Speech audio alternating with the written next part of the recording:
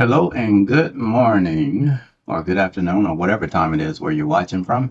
Today I wanted to create this video because, as has been the case in most Saturday mornings, I wake up and my mind is being flooded with work-related items, trying to do automation, trying to meet deadlines, as well as investing in the stock market, which is trying to get a message out to people who may be in areas who don't have the advantages in their locale for economic growth because of being in those rural settings where they become like little deserts. Today, what I am doing is actually I'm going to be comparing Grok and CoPilot. So these are two AI um, products, and I've just been curious about how they compare. And so today, I'm going to just give you a rundown on that. Now, one of the things I want to stress from a quality perspective is that regardless of how technically advanced your product is, if it doesn't meet the fit for use, ease of use, then there's a very strong possibility that it will not get adopted unless it's coming through the powers that be that have that influence to basically make something become mainstream, even though it may be of lesser quality. So, and when I say that, if you think about back in the 90s, there was the Amy Pro, there was Word Perfect, and there was Microsoft Word Processing, and they were all pretty good products in and of themselves. But you hardly ever hear about Amy Pro or Word Perfect. Microsoft somehow was able to come up the winner. And what companies started doing during those times, they started making their products easy to use. That's why the icons everything became more intuitive. So when you looked at the product, you could kind of get an idea of what it was supposed to be able to do. So when we look at these products, that's what you really have to keep in mind. Grok, Elon, they've got some advantages in terms of technology, but at the same time, if they don't focus on ease of use, then who becomes a king is, I think, based on my experience, which is limited, it may be the company that has that ease of use factor. So if you look at these two, I'm giving the same prompt to both.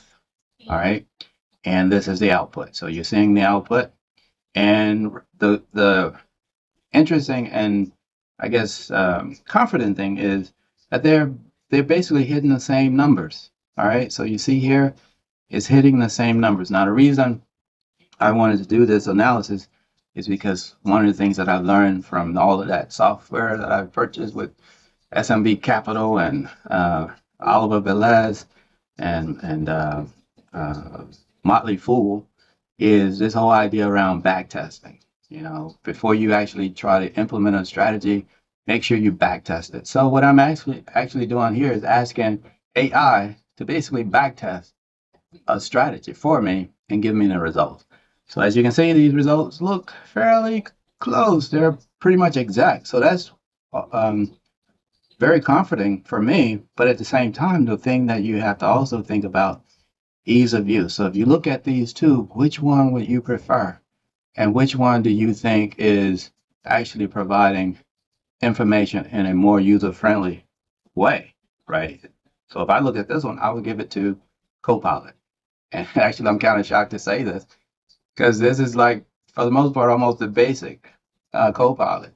I'm actually paying for a subscription with Grok. So interesting. The next thing then is to the next prompt. So here is the next prompt right here. And I'm asking, it's the same question. There's nothing different about it. And again, ease of use. Look at what I got from Grok. Even though this is really good information that they're providing, and then look at the information that I get over here. Much more concise, very easy to kind of interpret. And this is the one thing I stress with testing. More is not better with testing. Testing needs to be very precise, and it needs to be able to test in a way that it finds the issue. Writing a lot of test cases is not the objective. Writing the right test cases is the objective, and they should be easy. And the same thing with creating an automation framework. Creating an automation framework, you can put all the technology you want into it. If you can't hand it to somebody and they start using it almost immediately, then you failed in that fit for use category, and your product is probably going to end up on a shelf somewhere. I've seen that over the years. All right, so again, CoPilot is kind of, they're kind of winning this battle so far. Now, Grok gave you all of this information. This information is useless for me because I'm not that technical. And even though it's very meaningful information and they should be doing this behind the scenes, I don't really need to see this complexity. I need to somehow summarize in something that makes sense for me. So if you can see here, that's what they're doing. They're basically summarizing the outcomes. The numbers started off looking about the same, from the previous. And so you see now they're just giving you what those outcomes kind of look like. All right. Then we move on. These were the images. Let's see. I think I asked at some point to create images. Okay, no, they created these images to try to illustrate. This is what I got. Now, then the next question. So all of this is still from that previous prompt. So that's a lot of information. Again, more is not always better. And then if we compare the numbers they came up, look at this. Again, this is very encouraging. The numbers are exactly the same. So they came up with the answer, but they just gave me a lot of information that really becomes too time consuming because we're all so busy. Kind of like with email, you spend more time deleting emails than you do reading them. So here you go. But the numbers, so you can kind of have some confidence that they're both doing the right calculations. It's just how they present the information, ease of use. That's what matters, guys. All right, what if I did this strategy repeatedly in any month that I sold shares because of the back ratio strategy for 5 years? All right, so that's the next thing. So then, see here, same prompt. Let me put that at the top so you can clearly see where the next prompt is. And let me just point this out. If you want to do the same thing, you can literally take these identical prompts and use whatever AI you want and ask it the same question and just do a side by side, the same way I'm doing here. So what you see here is, all right, I asked, what if I did these strategies, and I was basically selling the stock every time the back ratio got triggered over that 5-year time. So basically what I'm doing is I'm doing a cash secured put to get a sign to end up purchasing. Then I'm turning right back around doing a backward ratio, trying to get back to cash. And then when I go back to cash, I just repeat that. And so here they're explaining what we do. We sell the cash secured put, we get a sign, we buy shares, then we do the backward ratio, and this is to get back to cash. And then we hold until we are exercised, and we sell the shares, and then we go back up to step one all over again. So here they're showing, again, what those outcomes would look like. Now, this is where things may be a little bit different, but at the same time, this information here is much more interesting because it's telling me how many times I got assigned, how many shares I got to sell my shares. That's the backward ratio. So this is a cash secured put. This is the back ratio, and then this is the average per month, and then this is the net P&L per month. All right. So good. So this is basically telling me if I'd done this for 5 years, I would have had a net of about 48.20. With all of the market going down and up. And if you look at the chart from Millie, you can see how that stock has traded. Now, the idea with doing these strategies is these are always going to be stocks that you want to hold anyway. So you're playing with stocks that you don't mind buying and holding for a long time. So if there's a dip in the market, you expect that to happen. But at the same time, you are doing this with something that when it ends up in your portfolio in terms of buying shares, you have those shares and you're expecting to hold them. Now, here we go. So what I did now is say, okay, can you produce an image illustrating this strategy along with a short video with audio commentary? And so this is what Grok did.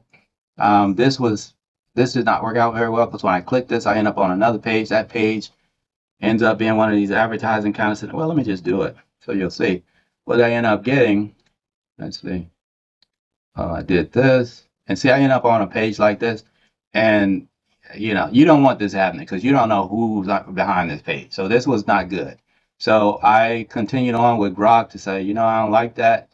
And then it just got in a loop and we had all these interactions, which it never did really solve that problem in a way that was easy. It said it'll do it in the future, so far. But with CoPilot, look what it did. This is very simple. It's, what I'm saying? Like I said, less is great as long as you are effectively saying and showing what you need to show. I'm a person that I don't like giving people a lot of information that they are not using. So even when I try to coach people, I'm never trying to just explain everything about cover calls or cash secure puts or their platform or anything like that. I'm first trying to get them to do something, and then I start answering questions based on the challenges and the places where they start to get snagged. All right, so this is what they produce. Rather than trying to create a video, they gave references to videos. I like this. The reason I like this is because I have the same mindset. I am not going to be trying to do cash videos on how to do cash secure puts because there's so much information out there. Why should I duplicate what's already out there and you probably won't find it anyway? But if we're doing one-on-one session, guess what? You got it. Question about a cash secure put, then I can answer it for you while we're in a session together and then show you and demonstrate to you at that time. Now you're getting knowledge and expanding your knowledge at the point where you're using it. Therefore, it remains in your brain. All right, so look what CoPilot did. Awesome. I love it. And then they give you all of these references. I love that. So then they ask, similarly, this one did the same thing. It asked, okay, would you like for me to do this on another stock like Tesla or Nvidia? So now you get to get all of this kind of information in a matter of minutes for any stock that you might be interested in on putting on this strategy that you might be holding in your portfolio. All right. So the whole idea is you already own the stock. So if you own Tesla right now and Tesla goes down, guess what? That risk is still there for you. The only thing is, if you're doing this strategy, you are generating cash. So that means your downside risk is going away every time you do it. So you never lose. When I say lose, I mean in the sense of the cash that you generate becomes real cash immediately in your portfolio. Therefore, you can't lose that cash, right? Unless you put it somewhere that makes it, or you take it out of the account. But that's the whole idea. So now you're being able to sell while low, because guess what? You only buy shares when the stock goes down. And then you start selling to get out back to cash and so forth. So that's the strategy I'm using now that I'm nearing retirement. Anyway, kind of got off on a ramble here, but this is what you have. So they're done. Like this here was a lot quicker than what I experienced over here.